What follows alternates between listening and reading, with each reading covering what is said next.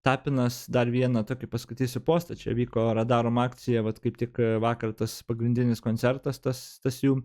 Ir Vilma Fiokla Kiure parašė postą, kur tiesiog, ne pirmą ir ne antrą ir ne trečią kartą šitas žmogus tai prašauna, kad aš jau net nebeturiu, ką ten ypatingai sakyti. Parašė postą. Einame su kare ukrainietė Gedimino prospektu, o ten kaip tik montuojama Radarom koncerto scena. Karė klausė, ką čia švęsite, nes scena mirguliavo ir kvietė pramogai. Atsakiau, jūsų užpuolimą.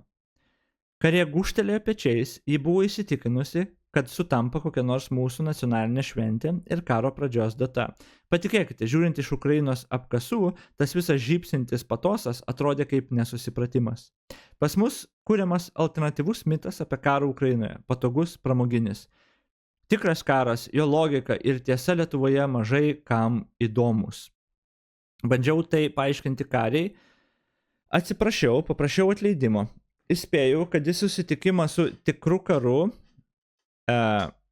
su kare ir veteranėmis, kurios savo rankomis rinko žuvusių karių nuplėštas galūnės, krovė kūnų dalis į maišus, mažai kas ateis, nes žmonės žvėriškai užsiėmė savo mitu apie karą kūrimu, arba šiaip užsiėmė.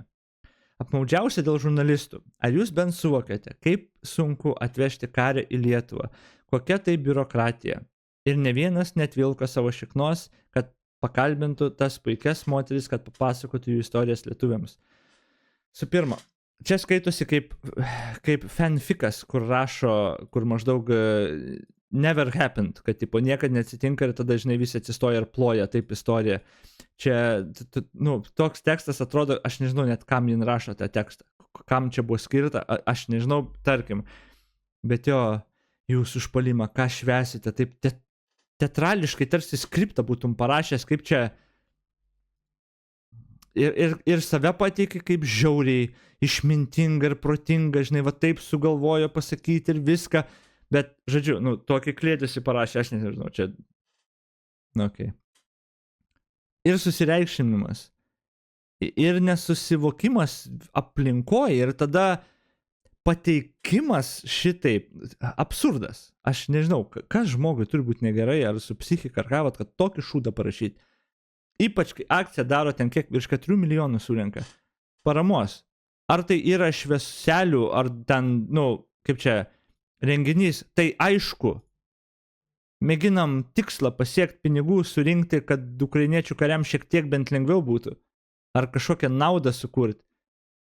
Tai jo, bet jo, kai visą laiką yra žmonių, kur pisprotai, jūs ne taip darot, jūs kažką blogai darot, aš nežinau, visiška nesąmonė postas.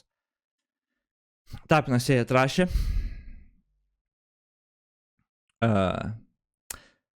Aš ir kalbu, ir veiksmais mėginu apmaldyti tą niekam, išskyrus Ruskyną, nereikalingą nesantaiką tarp fondų remiančių Ukrainą ir stengiuosi nereaguoti į draskimusis ir marškinių plėšimą, kad čia mes vieninteliai, kurie žinom, kaip reikia remti Ukrainą. Bet tai, ką viešai surašė ir dar Ukrainos kariams transliuoja vieno tokio fondo vadovė Vilma, yra žemiau bet ko ir visiškai atitinka rusiško propagandino tikslą kiršinti ir mažinti norą remti Ukrainą. Karo metinių dieną, kai tikrai parodėme vienybę, surinkome milžinišką 5 metams sumą pinigų Ukrainos gynėjams, kariams tiesiogiai meluoti, skleisti dezinformaciją, kad čia švęsime jūsų užpuolimą yra ne tik nekinga, bet ir beprotiškai durna. Kaip tik dar nuo Lukiškio aikštės scenos susirinkusiai miniai su Ukrainos vėliavomis kartojau, kad čia ne šventė ir nelaisvės diena, čia mirties, purvo ir žmonijos gėdos diena. Ir kad Radarom pasibaigs, bet visi turime remti mažesnius fondus, kurie kasdieną veža į frontą svarbiausius dalykus. Nes atsilaikyti padės ne tik robotų būriai, bet ir kaloringi šokoladukai ir energetiniai gėrimai. Aš suprantu, kad reikia savo fondui kažkaip rinkti pinigus, bet gal netokiamis priemonėmis, štai džiaugsmas priešams turi liautis. Šitas. Nežinau, tai... Jaiks tiesiog, ir dar žurnalistai čia irgi mačiau pasirašė kai kurie lygtais. Tai jo, žmonės komentarus parašė, Jastramskis parašė, tokia nesantaika dar labiau neracionali bendrame socialiame sociologinėme fone šiais metais demokratijos tvarumo barometro tyrime pirmą kartą nuo karo pradžios fiksavome tai, kad nėra absoliučios gyventojų daugumos, kurie aiškiai sutinka, kad Lietuva visom priemonėm turi padėti Ukrainai. Remiančių aiškiai yra apie 5 procentų, nesutinkančių mažai, bet dabar apie 3 procentų neturi aiškios pozicijos. Žukauskas parašė, bet čia dėja jau nieko naujo iš to fondo pusės. Juškienė, I guess, parašė komentarą. Aš beje žinau Juškienę. Jinai YouTube kuria. Jo. Taip jau nutinka, kad žmogui jo puikybė svarbesnė už tą renkamą paramą. True. Kubilius parašė, po to, kai man leptelėjo komentarą, kad net neįsivaizduoju, kas yra frontas ir sužeisti draugai, tiek to fondo rusiškais keiksmais besimėtantį idėjinį vadą, tiek šią ponę esu užblokavęs. Visų prorusiškų veikėjų tai mylimiausi personažai, kai reikia išjuokti ir sumenkinti visą paramą Ukrainai, va pažiūrėkite, ką jūs remiate. Grinai, aš sakau, čia kaip psajopas kažkoks. Ir kartais nebežinai, tai daroma iš bukumo, desperatiško noro atkreipti į save dėmesį, ar dėl kur kas galesnių priežasčių, kurios jau tapo meškos paslauga priešui.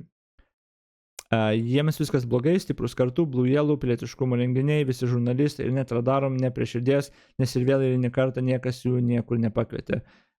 Karas toli gražu ne tik apie pikapus, žemą ir skurdu, pagaliau Miliūtė parašė.